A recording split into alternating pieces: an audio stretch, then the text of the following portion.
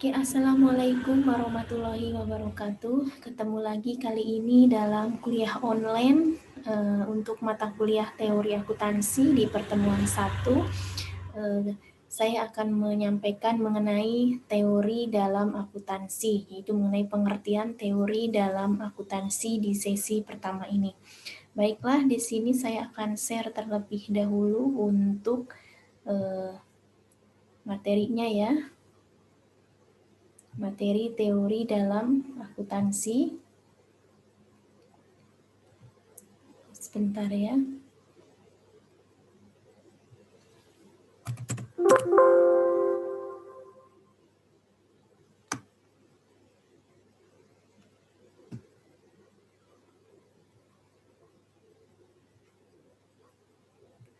Nah, di sini mungkin kita sudah tahu ya mengenai akuntansi ya, sebelumnya di mata kuliah pengantar akuntansi, tapi di sini kita mulai dari akuntansi sebagai ilmu ya. Nah, di sini tentunya kita semua sudah mengetahui bahwa akuntansi yang kita pelajari sampai saat ini itu diklasifikasi sebagai bagian dari ilmu sosial ya, ilmu sosial.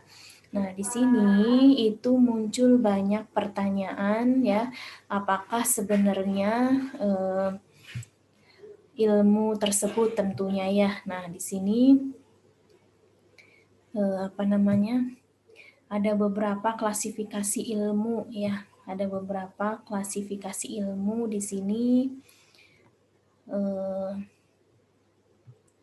Apakah akuntansi cocok dikatakan sebagai sebuah ilmu dalam artian ilmu pengetahuan murni, ya kan? Kenapa disebut dengan sebutan teori akuntansi?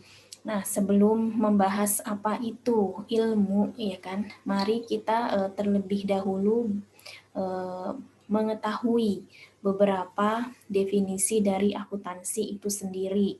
Nah, apabila kita perhatikan, telah banyak sekali ya definisi akuntansi yang diajukan oleh para pakar ahli.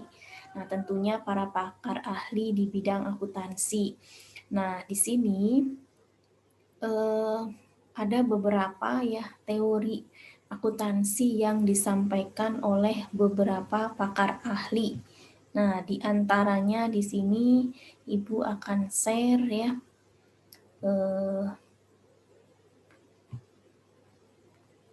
Di sini ada definisi accounting. Ya, accounting menurut Accounting Principle Board APB dalam statement nomor 4 ya. Di situ disebutkan bahwa akuntansi adalah sebuah kegiatan jasa ya, service activity. Nah, fungsinya adalah untuk memberikan informasi kuantitatif tentunya ya, terutama yang bersifat finansial tentang entitas ekonomi yang dianggap berguna tentunya dalam pengambilan keputusan-keputusan ekonomi. Nah, di sini dalam penentuan pilihan-pilihan yang logis ya, diantaranya tindakan-tindakan alternatif. Nah, ini adalah salah satu definisi akuntansi yang disebutkan oleh APB. Nah, selanjutnya ada menurut ICPA ya, di sini American Institute of Certificates Public Accountant dalam Accounting Terminologi Bulletin ya nomor 1 tahun 1953 ya. Di sini dikatakan bahwa akuntansi ini adalah seni pencatatan, pengelompokan, kemudian dan pengiktisaran dengan cara yang berarti atas semua transaksi dan kejadian yang bersifat keuangan, ya kan? Nah, serta penafsiran hasil-hasilnya. Nah, ini salah satu definisi akuntansi kembali, gitu kan ya. Nah, selanjutnya ada juga yang mendefinisikan akuntansi merupakan suatu body of knowledge, ya kan, serta fungsi organisasi Nah, di sini yang tentunya secara sistematis, ya kan? Secara sistematis, orisinal, ya, di sini dan autentik.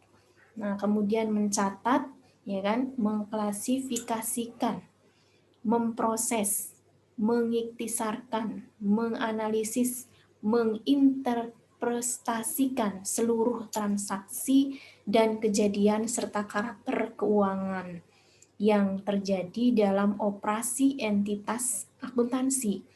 Nah, di sini tentunya dalam rangka menyediakan informasi yang berarti yang dibutuhkan manajemen tentunya ya sebagai laporan dan pertanggungjawaban atas kepercayaan yang diterimanya. Nah, ini adalah salah satu kembali mengenai akuntansi ya. Ini menurut Paul Grade dalam ARS nomor 7 ICPA NIT 1965. Nah, kemudian di dalam buku menurut Kisho ya, menurut Kisho dan McNance di sini disampaikan atau dikatakan bahwa akuntansi itu adalah suatu sistem informasi. Nah, ini sistem informasi di mana yang mengidentifikasi, mencatat, dan mengkomunikasikan kejadian ekonomi dari suatu organisasi kepada pihak yang berkepentingan. Nah, jadi di sini jelas sekali ya sudah disampaikan beberapa definisi akuntansi, ya kan? Nah, setelah kita tahu ya dari beberapa definisi di atas tentunya ya. Nah, kita bisa menyimpulkan ya kan bahwa definisi yang pertama menekankan pada akuntansi sebagai alat ya kan atau tool untuk penyediaan informasi.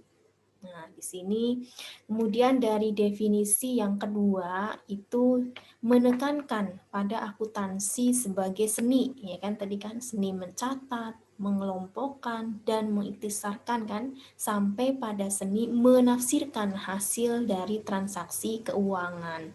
Nah, selanjutnya tadi dari definisi akuntansi yang ketiga itu penekanannya kepada bahwa akuntansi itu sebagai body of knowledge atau seperangkat pengetahuan, ya kan, seperangkat pengetahuan. Nah, tentunya yang dihasilkan dari suatu proses pemikiran, menghasilkan informasi yang berarti sebagai pertanggungjawaban manajemen dalam hal ini, ya kan? Nah, kemudian di sini juga disampaikan bahwa ya kan dari definisi akuntansi tadi yang terakhir ya itu penekanannya bahwa akuntansi ini sebagai sistem, sebuah sistem yang mengolah input ya kan berupa apa inputnya kejadian-kejadian ekonomi ya kan.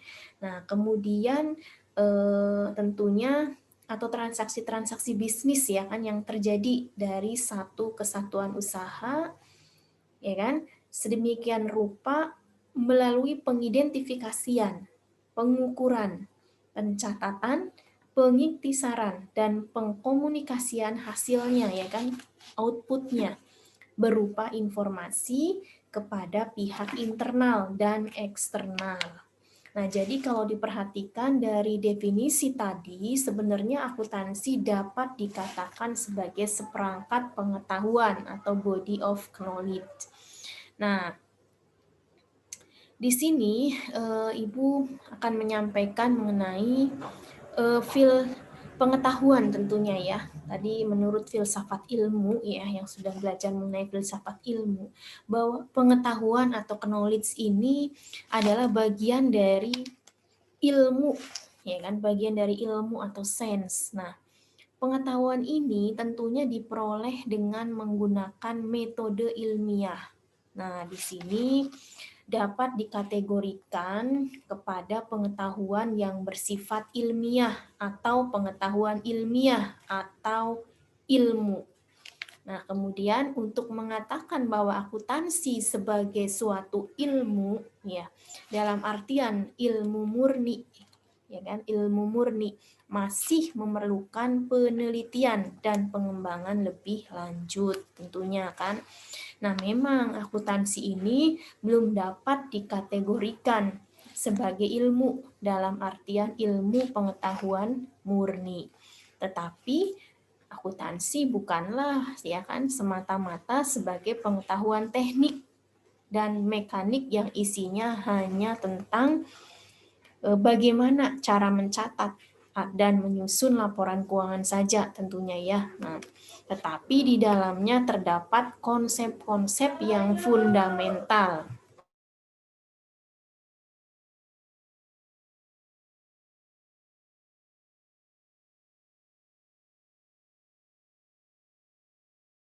Kemudian prinsip tadi ya, konsep-konsep yang fundamental, kemudian prinsip dan standar yang dihasilkan dari suatu proses pemikiran yang ilmiah atau menggunakan metodologi yang ilmiah juga. Ya, nah ini ya apa namanya terkait dengan pengetahuan ya. Nah, selanjutnya di sini ini sudah ya tadi ya.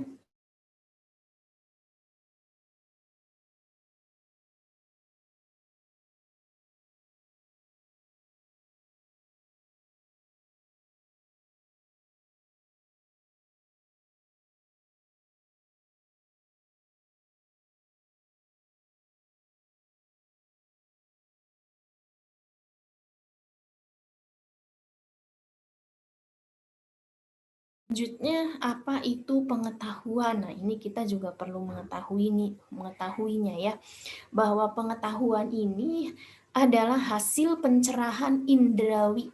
Nah, indrawi yang menjadi dasar manusia dalam bersikap, ya kan, dan bertindak.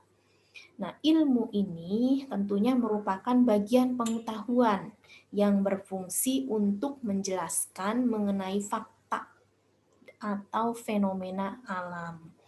Nah, di sini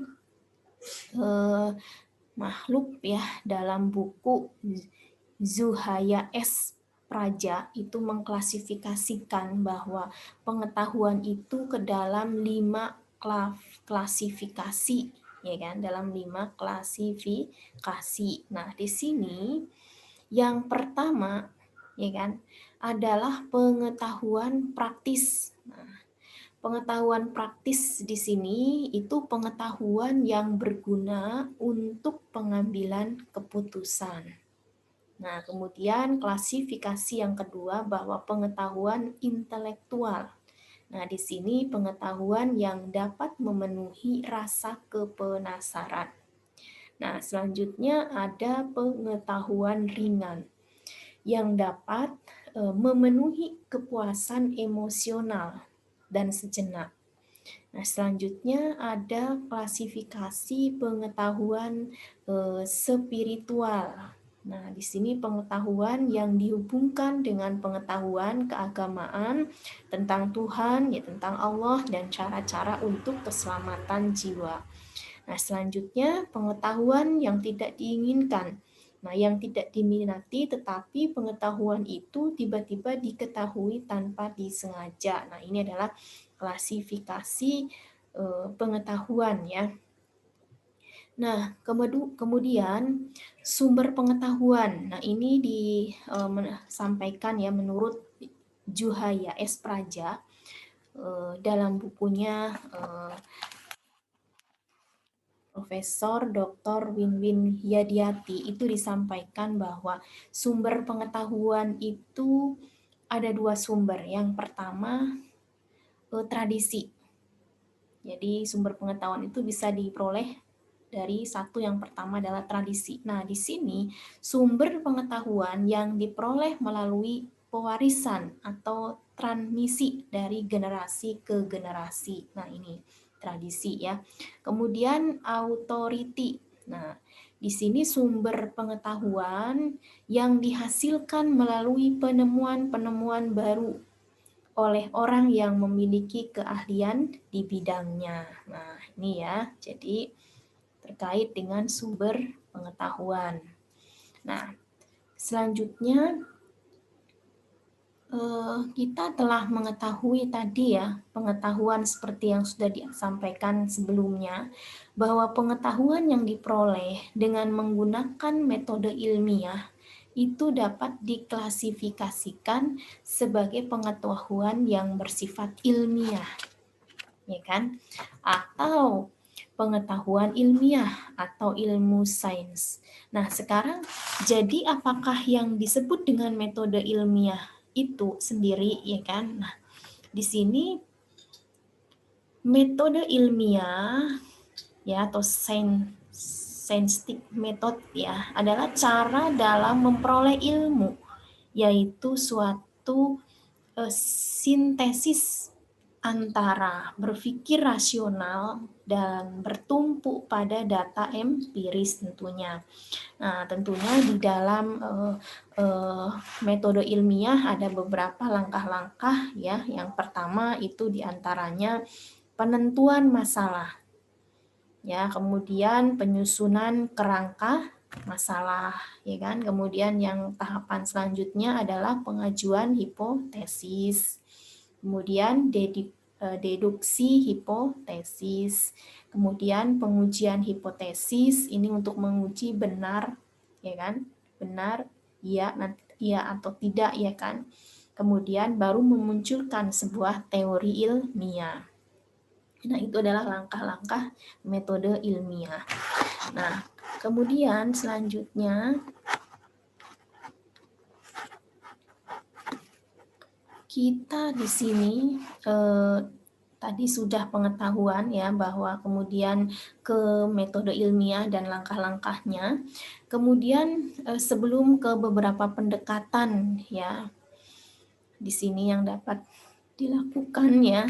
Di sini ilmu ini kita tahu bahwa tadi merupakan ilmu tadi yang sudah disampaikan itu merupakan kumpulan pengetahuan. Nah, di sini dalam berbagai bentuk tentunya ya, berupa kaidah, hukum, asas ya. Kumpulan pengetahuan ini membentuk suatu teori ilmiah yang konsisten dan sistematis. Nah, kumpulan pengetahuan ini semakin lama semakin berkembang tentunya dengan adanya kegiatan penelitian ilmiah yang dilakukan oleh berbagai peneliti, ya kan? Nah, teori ilmiah ini pun berfungsi sebagai sumber pengetahuan tentunya bagi pemecahan masalah. Nah, jadi kita tahu bahwa kalau demikian bahwa fungsi ilmu dalam kenyataannya dapat membantu manusia dalam memecahkan masalah kehidupan sehari-hari. Nah, kemudian di sini ada beberapa pendekatan ya. Ada beberapa pendekatan yang dilakukan. Nah, di sini yang pertama adalah pendekatan deduktif. Ya, apa itu pendekatan deduktif? Nah, di sini pendekatan deduktif di sini adalah proses berpikir dengan logika formal, abstrak word ya kan, yang bermula dari hal-hal yang bersifat umum untuk kemudian ditarik kesimpulan secara khusus. Nah, pendekatan deduktif biasanya ini dinyatakan dalam bentuk silogisme. Nah, silogisme ini adalah pernyataan-pernyataan atau premis. Nah, premis di sini dapat menjadi premis mayor, premis minor, ya kan, dan kesimpulan. Nah, di sini dapat kita lihat dari contohnya. Sebentar, Ibu share ya.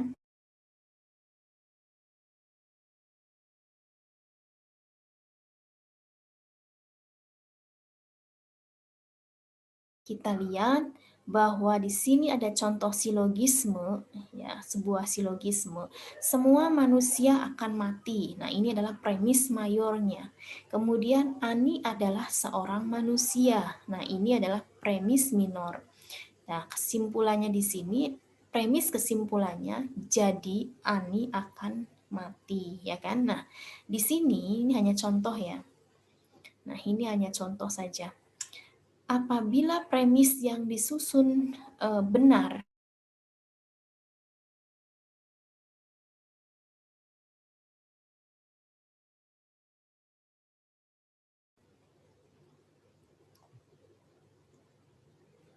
Nah, di sini kita lihat untuk contoh silogisme ya. Di sini contoh silogisme, mohon maaf ketika ada kesamaan nama, ini adalah hanya contoh saja ya.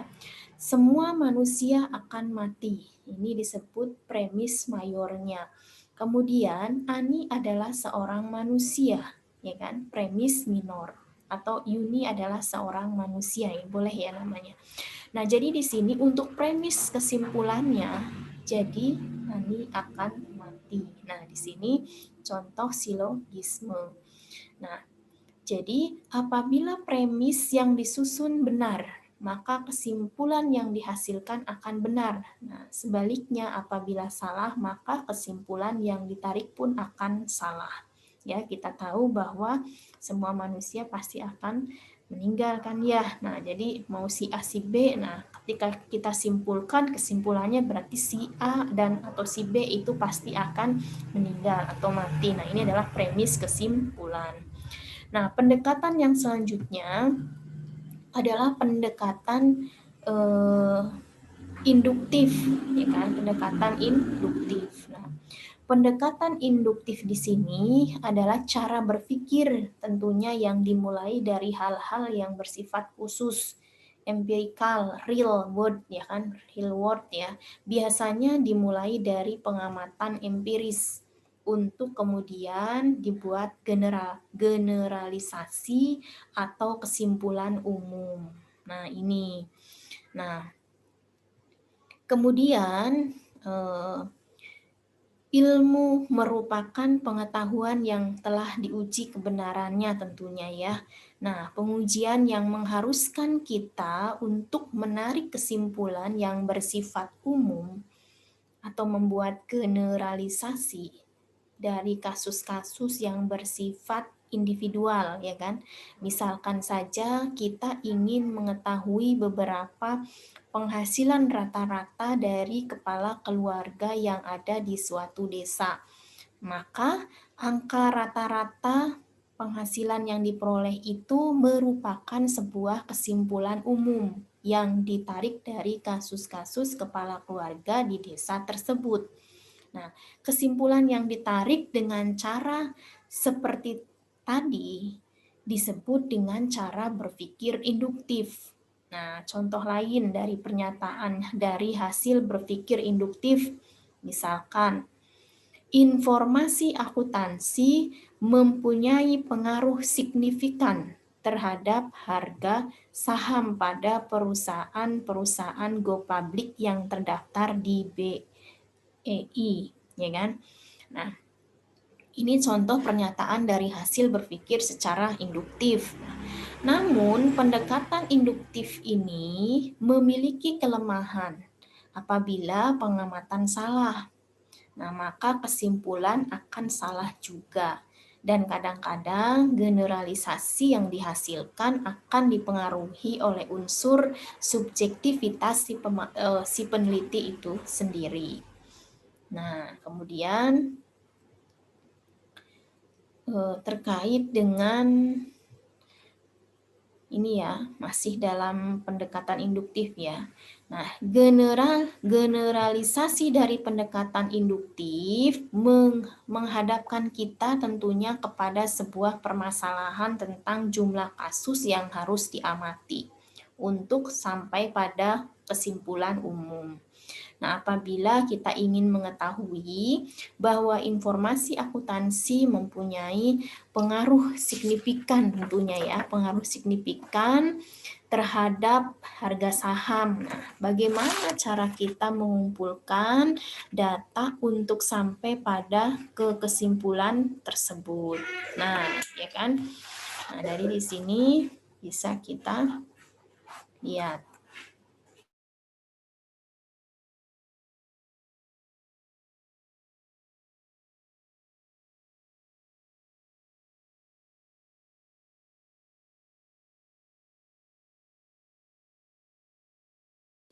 Kita lanjutkan.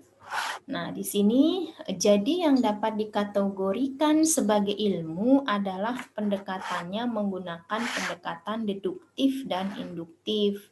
Isinya tentunya adalah variabel-variabel yang diteorikan yang harus dibuktikan kebenarannya.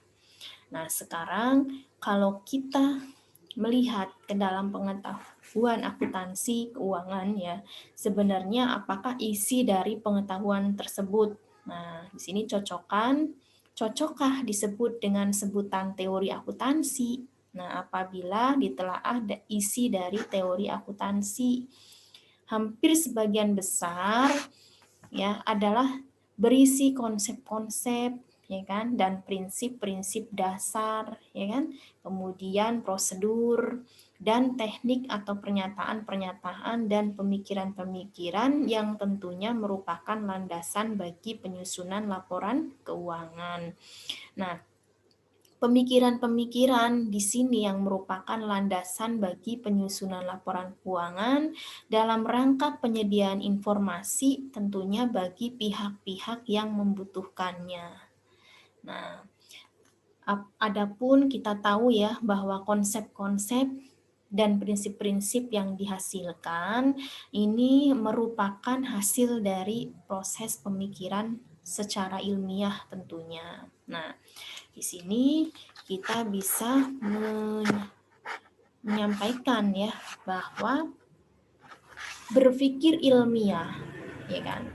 Di sini kita akan bisa pada titik di mana apa itu berpikir ilmiah gitu kan. Nah, jadi berpikir ilmiah ini merupakan kegiatan berpikir tentunya ya yang memenuhi dua kriteria utama, yakni alur berpikir logis ya kan dan didukung fakta empiris. Nah, ini sesuai dengan teori korespondensi ya kan yang menyebutkan bahwa suatu pernyataan adalah benar tentunya bila terdapat fakta-fakta empiris yang mendukung pernyataan tersebut. Nah, ini adalah cara berpikir ilmiah. Nah, kemudian kita setelah tahu apa itu cara berpikir ilmiah ya, kita ke klasifikasi ilmu. Nah, di sini terkait dengan ilmu itu dapat dibedakan dalam dua klasifikasi. Yang pertama adalah ilmu alam dan ilmu sosial. Nah, yang terbagi lagi dalam ilmu dasar atau ilmu murni, ya basic fundamental science, dan ilmu terapan ya applied science. Nah, ilmu murni di sini tentunya ya kan. Kita ke selanjutnya. Masih ya, Ibu sampaikan dulu mengenai ilmu murni ya kan. Nah, ilmu murni di sini perlu Ibu sampaikan bahwa kumpulan teori-teori ya, teori-teori ilmiah yang bersifat mendasar atau teoritis yang belum dikaitkan dengan masalah-masalah kehidupan manusia yang bersifat praktis. Nah, apa itu ilmu terapan? Nah, di sini aplikasi ilmu murni kepada masalah-masalah kehidupan ya manusia yang mempunyai manfaat praktis. Nah, ini aplikasinya ini disebut ilmu terapan. Nah, tujuan dari ilmu terapan di sini kita tahu bahwa untuk memecahkan masalah-masalah praktis tentunya ya dan mengatasi kesulitan-kesulitan yang dihadapi oleh manusia. Nah, jadi hasil-hasil kegiatan ilmu terapan harus tentunya ya ditransformasikan ya kan menjadi bahan ya kan, bisa menjadi piranti, prosedur atau teknik pelaksanaan suatu proses pengelolaan. Nah, transformasi ini tentunya disebut dengan kegiatan pengembangan. Nah, tindak lanjut dari hasil pengembangan ya kan. Pengembangan adalah rekayasa ya kan. Jadi teknologi bisa dipandang sebagai penerapan dari ilmu. Nah, di sini kita ke klasifikasi ilmu, ya kan? Nah, di sini sebelum ke klasifikasi ilmu, kita tentunya harus tahu dulu kan mengenai klasifikasi ilmu ini adalah bidang akuntansi tentunya yang membahas proses pemikiran, ya kan, atau penalaran, dikenal dengan sebutan teori akuntansi. Nah, ini kita sudah ke teori akuntansi. Bahkan struktur akuntansi dan kerangka acuan konseptualnya sering disebut sebagai teori akuntansi. Nah, tentunya di sini teori akuntansi itu udah berkembang ya karena adanya keyakinan bahwa praktik yang baik itu harus dilandasi oleh teori yang baik. Nah, teori ini sendiri tentunya adalah pernyataan sistematis tentang aturan, ya kan, atau prinsip-prinsip yang mendasari atau mengatur serangkaian fenomena. Nah, tentunya teori ini dipandang sebagai kerangka yang memungkinkan dalam pengorganisasian gagasan, penjelasan fenomena, dan pemprediksian perilaku masa yang akan datang.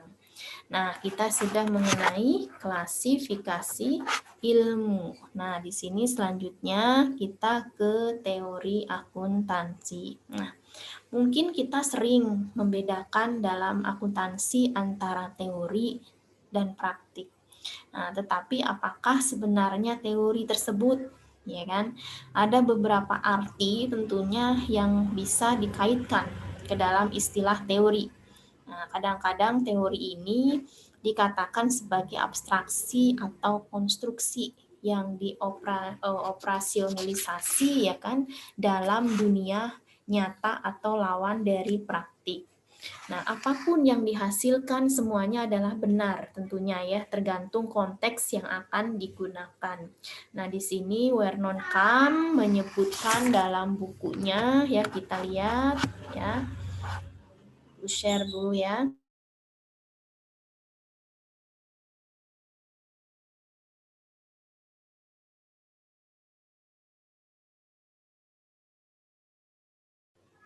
Bahwa the theory of accounting ya, di sini dikatakan implicit here is an ya elaborasi deductive system consisting of the three level of statement of decreasing generally ya kan.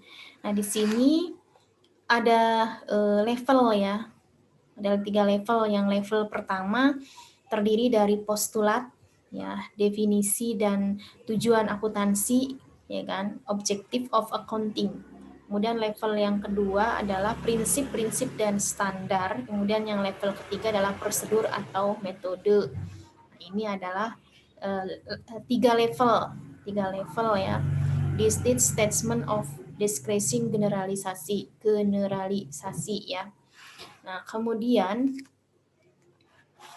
kita ada beberapa pengertian teori akuntansi. Nah, di sini kita ke beberapa pengertian akuntansi. Nah, di sini dalam Suwarjono ya kan, dalam bukunya Prof. Win Yadiati. Nah, bahwa di sini Suwarjono mengemukakan sebenarnya banyak pengertian ya tentunya yang dapat dilekatkan pada teori dalam akuntansi. Nah, di sini ada beberapa pendapat ya. Yang pertama, teori sebagai lawan praktik. Nah, biasanya di sini teori dalam pengertian ini itu diibaratkan dengan apa yang diharapkan atau apa yang seharusnya dilakukan dalam kehidupan senyatanya. Nah, teori sering dianggap sebagai dasin dan praktik dianggap sebagai das solin. Nah, dari pengertian di atas tentunya teori akuntansi sering dikaitkan sebagai seperangkat konsep-konsep yang membahas tentang bagaimana seharusnya praktek akuntansi berjalan. Nah, kemudian teori sebagai penjelasan ilmiah. Nah, di sini merupakan pernyataan-pernyataan tentang hubungan antara variabel-variabel, ya kan?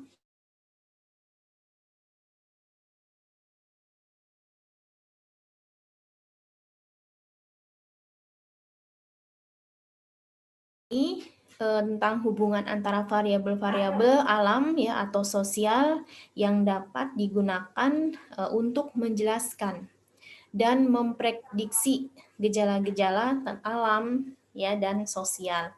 Nah, kemudian ada teori sebagai penalaran logis yang melandasi tentunya praktek dalam dunia nyata ya. Teori ini berusaha untuk memberikan justifikasi kepada praktik agar praktik dapat dipertanggungjawabkan kelayakannya.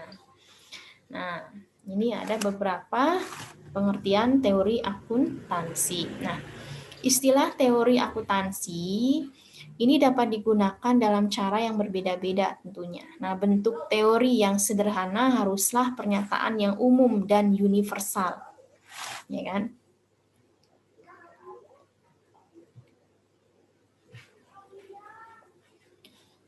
Nah, kemudian dalam akuntansi, pernyataan-pernyataan yang dihasilkan adalah tidak diturunkan dari pernyataan sebelumnya. Seperti pada yang tadi level yang disampaikan oleh Vernon Kam ya, bahwa postulat, definisi, tujuan akuntansi, kemudian prinsip-prinsip, kemudian prosedur atau metode. Nah, jadi bukan berarti bahwa prinsip diturunkan dari postulat dan teknik diturunkan dari prinsip, karena hal itu sulit tentunya dibuktikan secara logika. Maka atas dasar tersebut, FASB lebih menyukai istilah conceptual framework, ya kan, daripada istilah teori. Nah, di sini dari 3 level tadi yang sudah disampaikan sebelumnya adalah merupakan conceptual framework dalam akuntansi.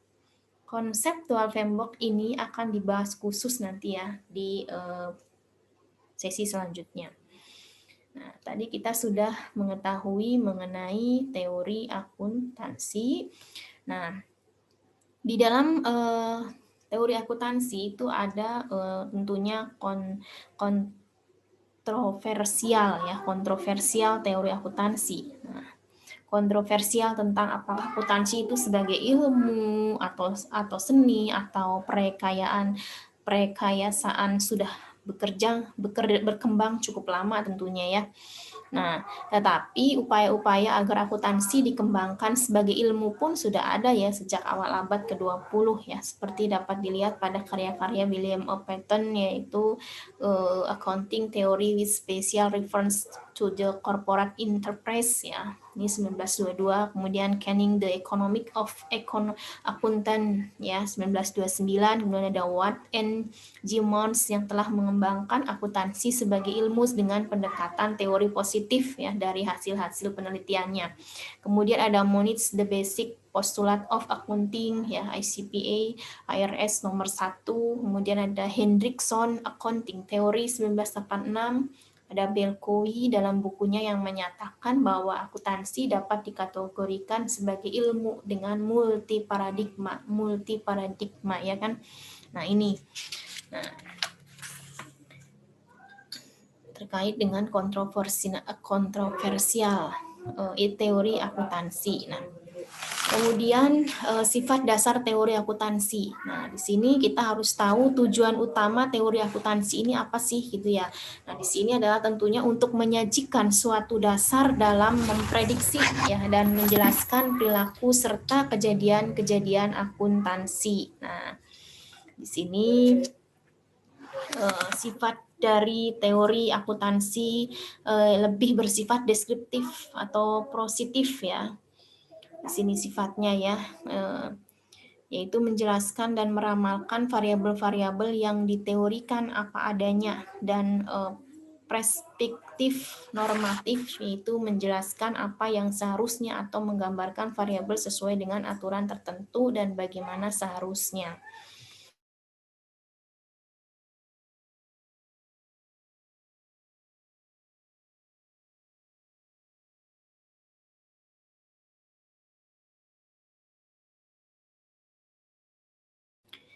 Kemudian di sini kita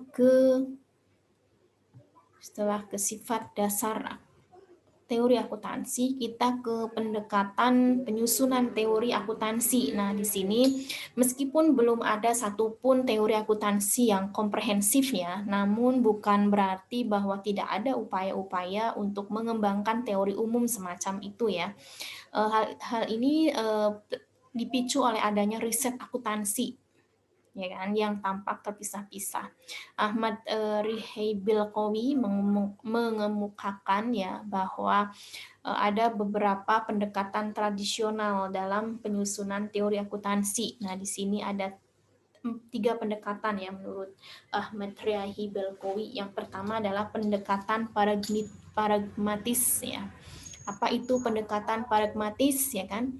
Di sini adalah penyusunan teori yang ditandai dengan penyesuaian praktik sesungguhnya yang bermanfaat untuk memberi saran solusi praktis ya. Nah, kemudian teknik-teknik dan prinsip-prinsip akuntansi yang seharusnya dipilih ya atas dasar manfaatnya bagi pengguna informasi akuntansi dan keterkaitannya dengan proses pembuatan keputusan.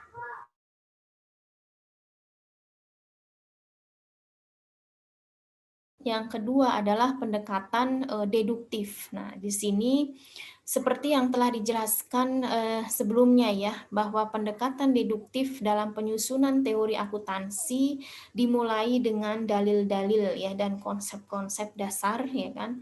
Kemudian kesimpulan, ditarik kesimpulan berupa prosedur ya kan dan teknik-teknik akuntansi. Nah, ini deduktif. Nah, kemudian pendekatan yang ketiga adalah pendekatan induktif ya, pendekatan induktif. Nah, di sini pendekatan yang dimulai ya dari pengamatan empiris untuk kemudian ditarik suatu kesimpulan umum atau generalisasi. Nah, mengenai berbagai pendekatan dalam penyusunan teori akuntansi, ini nanti kita akan uraikan ya pada bab mengenai di bab selanjutnya ya tentang metodologi dan berbagai pendekatan dalam perumusan teori akuntansi. Nah, jadi di sesi ini kita sampai ke pendekatan penyusunan teori akuntansi. Nanti kita akan simak selanjutnya mengenai jenjang teori ya kan. Kemudian mengenai akuntansi ilmu dengan multi paradigma. Nah, ini keren sekali ya untuk pembahasan selanjutnya ya. Kemudian ada bab-bab selanjutnya ya. Nanti kita juga akan ada diskusi, ada materi yang harus kita diskusikan. Oke, itu saja di sesi pertama ini yang dapat Ibu sampaikan ya. Semoga apa yang disampaikan bisa menjadi penambah ilmu untuk kita sama-sama. Oke, itu saja yang dapat disampaikan. Mohon maaf apabila ada kekurangan. Kita tutup, nanti kita lanjutkan di sesi selanjutnya dalam kuliah online mata kuliah teori akuntansi. Itu saja. Oke, wassalamualaikum warahmatullahi wabarakatuh.